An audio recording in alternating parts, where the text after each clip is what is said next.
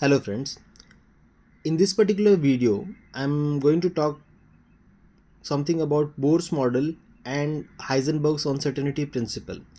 What exactly happened कि Rutherford का जो मॉडल था एटम्स को स्टडी करने के लिए that model was good but was not so convenient. So what happened? Bohr gave a different model. Bohr's model was better than Rutherford's model in many aspects. But Bohr's model में एक problem थी. Bohr's model has following demerits. जब आप इसको study करते हो Bohr's model, Niels Bohr scientist का नाम है. बोर्स एटॉमिक मॉडल ये टॉपिक आपको आता है. It's in 10th standard as well, it's there in 11th standard as well. It could not explain other atoms beyond hydrogen. Now we know that इनकी periodic table में first atom जो हमारा आता है, फर्स्ट एलिमेंट जो हमारा आता है वो हाइड्रोजन है. हाइड्रोजन के बारे में बोर्स मॉडल को एक्सप्लेन वेल. बट जब आप हायर स्टैंडर्ड्स में पढ़ोगे then you will come across that there is something called as double lines. Spectral lines बोलते हैं उनको. जब आप उनके बारे में स्टडी करोगे then splitting of spectral lines in Zeeman effect and Stark effect ये नहीं बता पाए थे.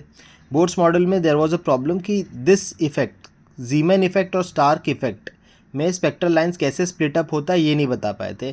इन शॉर्ट अगर अभी जीमैन इफेक्ट और स्टार्क इफेक्ट के बारे में बोलते हैं तो बोथ ऑफ देम, इनमें से एक मैग्नेटिक फील्ड में किस तरह से लाइन का स्प्लिटिंग होता है, दूसरा इलेक्ट्रिक फील्ड में किस तरह से लाइन का स्प्लिटिंग होता है. It's about them. जब आप इन दोनों टॉपिक्स को पढ़ोगे तो डिटेल्स आपको मिल जाएंगे.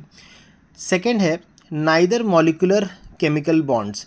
मॉलिक्यूल्स किस तरह से केमिकल बॉन्ड्स फॉर्म करते हैं that was not explained by Bohr's model. So यहाँ पे भी बोर्स मॉडल फेल होता है कि मॉलिकुलर केमिकल बॉन्ड्स किस तरह से बनते हैं. इसके बाद to develop a better model for understanding, de Broglie another scientist, इससे बेटर मॉडल कोई भी जो इन्वेंशन होता है, कोई भी टेक्नोलॉजी आती है, अगर वो अपडेटेड नहीं है, इफ़ पीपल फील दैट कि उससे बेटर और कुछ हो सकता है, so scientist keep on working for new technology. De Broglie was a scientist. He came up with a better model for understanding.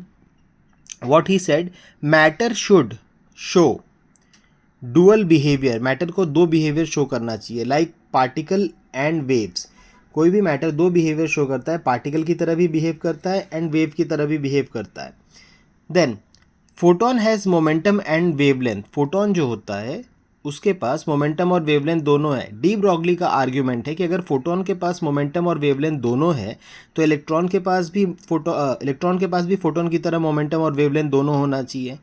So this relation was given by de Broglie. Lambda equal to h by p. Lambda आपका wavelength होता है, h आपका Planck's constant है, p आपका momentum है. P को आप M into we करके भी लिख सकते हैं. देन नेक्स्ट क्या है, हाइजनबर्ग्स अनसर्टेनिटी प्रिंसिपल. हाइजनबर्ग्स अनसर्टेनिटी प्रिंसिपल एक और एस्पेक्ट आता है. हाइजनबर्ग एक साइंटिस्ट है जिन्होंने ये डेटा दिया था. इन्होंने क्या कहा था कि simultaneously it's impossible to find exact position and exact momentum of electron. मतलब अगर इलेक्ट्रॉन ट्रैवल कर रहा है, सपोज इलेक्ट्रॉन यहाँ से यहाँ तक ऐसे ट्रैवल कर रहा है, तो इलेक्ट्रॉन का एग्जैक्ट पोजीशन और उसका एग्जैक्ट मोमेंटम या उसकी जो वेलोसिटी है दोनों को साथ में ढूंढना इम्पॉसिबल है. This does not works for macroscopic objects. ये मैक्रोस्कोपिक ऑब्जेक्ट्स के लिए काम नहीं करता. ऑब्जेक्ट्स जिनके साइज बड़े हैं उनके लिए नहीं काम करता. माइक्रोस्कोपिक के लिए करता है. माइक्रोस्कोपिक वो जिनको आप माइक्रोस्कोप लेवल पे देख सकते हो. So these were the two important principle जो मुझे लगा कि मुझे डिस्कस करना चाहिए वीडियो में. So I have discussed. I am still working more on this topics. जैसे जैसे और भी इसके बारे में मैं क्लैरिफिकेशन दे सकता हूँ, I will be putting up videos and videos will be more frequent now. Okay. Hope all of you have started working out on your next academic year preparations. All the best from my side. This is my YouTube channel, YouTube @ Vishal Singh -QT9UQ. Thank you so much.